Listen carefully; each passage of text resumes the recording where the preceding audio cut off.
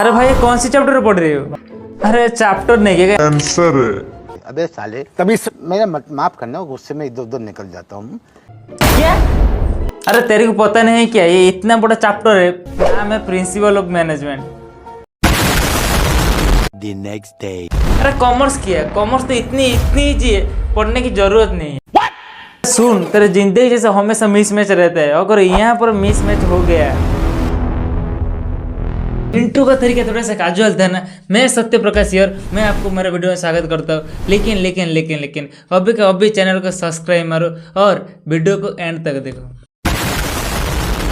इस वीडियो में आपको हेड करने का मेरा कोई इरादा नहीं था। This video is only for education and entertainment. This video is going to be very innocent and outstanding. तुम थंबनेल देख के समझ सकते हो इस वीडियो किसके बारे में होगा, किसके बारे में हम आज बात करेंगे, साइंस यू या कॉमर्स। ओके, क्या होता है ना, मैं कॉलेज में देखता हूँ कॉमर्स स्टूडेंट और साइंस स्टूडेंट के दोनों का पॉइंट ऑफ व्यू अलग होता है। कॉमर्स स्टूडेंट के लिए साइंस के लिए थोड़ा सा अलग होता है, साइंस स्टूडेंट कॉमर्स के लिए थोड़ा सा अलग होता है। लेकिन मेरा पॉइंट ऑफ व्यू इसके बारे में कुछ अलग है, इसीलिए मैंने बैलेंस शीट के ऊपर एक वीडियो बनाया है। लेकिन हर किसी को, लेकिन आप मानो हर किसी को जानना चाहिए ना बैलेंस शीट क्या होता है। आपको फाइनेंशियल नॉलेज रखना ही चाहिए। अगर आपने फ्यूचर में किसी की तरह इन्वेस्टमेंट कर रहे हैं, किसी तरह कंपनी में कोई इन्वेस्ट कर रहे हैं, आप रिसर्च कर रहे हैं, टेक्निकल एनालिसिस कर रहे हैं, फंडामेंटल एनालिसिस कर रहे हैं, बैलेंस शीट रीड करना चाहिए। इसीलिए मैंने इस टॉपिक पर वीडियो बनाई है। आप बैंड तो देखो और एंजॉय करो। मजा आया। और चलिए लैपटॉप स्क्रीन पर आते हैं और अभी अच्छे से समझते हैं बैलेंस शीट क्या होता है, कैसे रीड कर रहते हैं, इन्वेस्टिंग पॉइंट ऑफ व्यू से कैसे रीड कर रहे हैं। अगर आपने नए हैं, आप बैलेंस शीट के बारे में कुछ भी नहीं जानते, पर अच्छे से समझ लेते। और अगर आपने इन्वेस्टिंग पॉइंट ऑफ व्यू से कुछ समझ रहे तो वीडियो में एंड तक देखिए और मैं लास्ट में पूरा अच्छे से समझाइए इन्वेस्टिंग पॉइंट ऑफ व्यू से बैलेंस शीट को कैसे रीड करते हैं। ओके, देन स्टार्टिंग करते हैं। इंट्रोडक्शन क्या है, बैलेंस शीट वाले में इंट्रोडक्शन है क्या। The balance sheet is a key financial statement showing financial position at a specific date.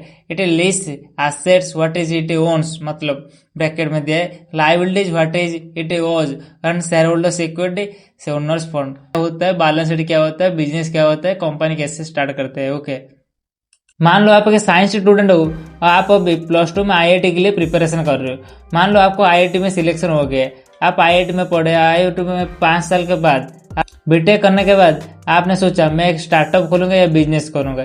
लेकिन आप पहले 20 लाख इन्वेस्ट करके एक शॉप ओपन किए और शॉप पर ईयर बेसिस में आपका 2 लाख प्रॉफिट हो रहा है, सब कुछ अच्छे से जा रहा है। लेकिन जब आपका बिजनेस थोड़ा सा आप स्केल वो अप करना चाहते हो, मतलब आप थोड़ा सा बिजनेस एक्सपेंड करना चाहते हो, मतलब मान लो आपका अच्छे से बिजनेस प्रॉफिट हो रहा है, आप चाहते हो मैं बिजनेस थोड़ा सा एक्सपेंड करूँ, आप क्या करेंगे, पहले आपको एक कैपिटल चाहिए। कैपिटल आप कहाँ से लाएंगे, या तो आप किसी रिश्तेदार या आपके फ्रेंड से लाएंगे, या आपने बैंक से लोन लाएंगे। और लोन को क्या कहते हैं, लायबिलिटीज। आप किसी के या बैंक या आपको किसी इंडिविजुअल पर्सन हो गया या अपना कोई फ्रेंड्स हो गया, आपने कोई कैपिटल आए, मतलब वो कुछ अमाउंट मनी ले तो वो क्या लेते हैं, लायबिलिटीज। आपका हो गया लायबिलिटीज। लेकिन आप लायबिलिटीज, मान लो आपको 1 करोड़ का लोन आपको मिल गया, किसी तरफ से फंडिंग आपको 1 करोड़ का मिल गया, आपने बिजनेस स्टार्ट कर दिया। लेकिन आप पहले आप क्या करते थे ना, आप इतने अकाउंट्स के बारे में नहीं जानते थे। आप एक सिंपल पेपर या किसी भी रजिस्टर बुक या नोटबुक में आप सब रिकॉर्ड करते थे। ओके, मतलब आप कितने उधर दिया, कितने में सामान आया, कितने आपका गुड्स परचेज किया, मतलब रिकॉर्ड किया। लेकिन आप अगर आपने एक बिजनेस एक्सपेंड करके आपका बिजनेस मान लो हो गया 1 करोड़ का, लोन आन के बिजनेस एक्सपेंड करके अच्छा चल रहा है, 1 करोड़ का बिजनेस हो गया है, तो आप क्या करेंगे, आप अकाउंट्स को खुद एक नोटबुक में तो नहीं रिकॉर्ड कर पाएंगे। इसीलिए आपको सीखना पड़ेगा कैसे अकाउंट्स को मेंटेन करेंगे, या आपने किसी अकाउंटेंट को हायर करेंगे। ओके, अगर आपने खुद सीखा क्या अकाउंट्स होता है, कैसे मेंटेन करते हैं, तो आपको पहले समझना पड़ेगा अकाउंट्स की भाषा में, लैंग्वेज की भाषा में। इसी तरह एक टर्म होता है बैलेंस शीट। ओके, जो आपको बिजनेस का एक पोजीशन बताता है, मतलब आपका बिजनेस में कितना एसेट्स है, कितना लायबिलिटीज है और कितना आपका कैपिटल इन्वेस्ट हुआ है। मतलब 3 चीज बैलेंस शीट में हम देख सकते हैं। 3 चीज है, 3 चीज को आपको याद कर लो। पहला एक वर्ड होता है एसेट्स, दूसरा एक वर्ड होता है लायबिलिटीज और तीसरा एक वर्ड होता है शेयर होल्डर्स फंड। इस 3 चीज को मैं अच्छे से समझेंगे। देखिए हमारा लैपटॉप स्क्रीन पर आ जाते हैं। यही लिखा है यहाँ पर। देखो बैलेंस शीट यहाँ पर क्या लिखा है, balance sheet is a key financial statement. जैसे ही मैंने कहा ये एक फाइनेंशियल स्टेटमेंट है क्या आपका कंपनी का, मतलब आप किसी भी कंपनी का बिजनेस स्टार्ट किया हो और आपका फाइनेंशियल पोजीशन हम देख सकते हैं एट ए स्पेसिफिक डेट। हाँ, यहाँ पर मेंशन किया स्पेसिफिक डेट, मतलब आप एक स्पेसिफिक डेट, आप मानो आज क्या डेट है, जो भी डेट है उसी डेट पर हम सिर्फ देख सकते हैं आपका पोजीशन है क्या। आप मानो आपका बिजनेस में टोटल कैश है 10,000, मतलब कैश इन हैंड है 10,000, तो आप अगले दिन आज है 10,000, अगले दिन क्या है कैश में कुछ ट्रांजेक्शन नहीं होगी, कैश में ट्रांजेक्शन होगा तो शेयर चेंज होगा, ये सिंपल सी बात है। आज इसीलिए चेंज हर दिन चेंज होता रहता है। ये क्या करता है ना, बैलेंस शीट एक डेट का पर्टिकुलर डेट का हम शो करते हैं, मतलब हम आज बैलेंस शीट चेक करते थे सिर्फ आज ही हम देख सकते हैं आज हमारे कितना एसेट्स है, कितने लायबिलिटीज है, कितने शेयर होल्डर्स इक्विटी है। ओके, उसके बाद क्या है ना, एक बेसिक फॉर्मूला दिया है यहाँ पर, एक दिया हुआ है फॉर्मूला, बेसिक सा formula assets is equal to liabilities plus shareholders fund. मतलब यहाँ पर एक अच्छे से हमें एग्जाम्पल दिया है, मैंने ड्रॉ करा, आप अच्छे से समझ पाएंगे। यहाँ पर देखो अच्छे से एग्जाम्पल एक दिया हुआ है, यहाँ पर दिया example of a simple balance sheet format. यहाँ पर एसेट्स दिया है, एसेट्स क्या दिया है, कैश, आपका बिजनेस में एसेट्स क्या है, कैश, कितने रुपए का, 20,000।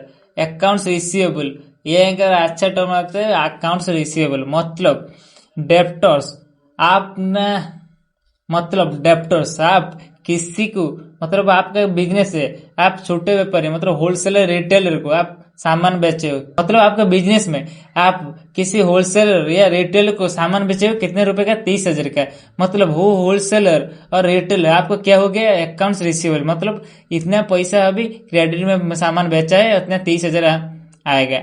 ओके, उसके बाद दिया मशीनरी 50,000, टोटल एसेट्स हो गया 1 लाख, टोटल आपके पास एसेट्स है 1 लाख। हमारा फॉर्मूला क्या कहता है, assets is equal to liabilities plus shareholders equity.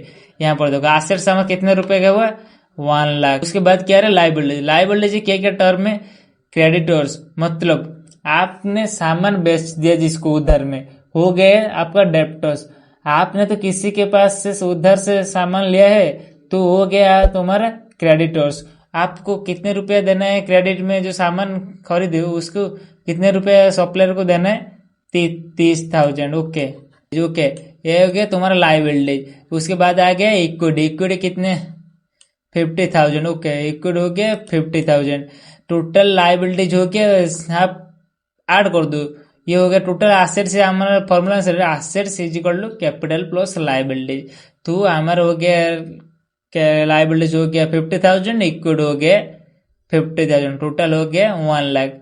आपका मैच हो गया, इसको बोलते हैं बैलेंस शीट टैली। जैसे मैंने कहा था अगर आपका लाइफ का बैलेंस मिसमैच हो गया, इसी तरह बैलेंस शीट का अगर मिसमैच हो गया, क्या हो गया, टोटल एसेट्स और टोटल लायबिलिटीज 1 लाख, जैसे यहाँ पर हो गया टोटल लायबिलिटीज और टोटल एसेट्स मैच हो गया, तो हमारे पास जितना एसेट्स था 1 लाख और टोटल लायबिलिटीज था 1 लाख। इसी तरह आपका मिस मैच होगा, तो अगर टैली नहीं हुआ है 1 lakh assets is equal to capital plus liability, then आपका बैलेंस शीट रॉन्ग है। मजा आया, और मैं ये जो मजा है हिंदुस्तान के हर व्यक्ति को देना चाहता हूं।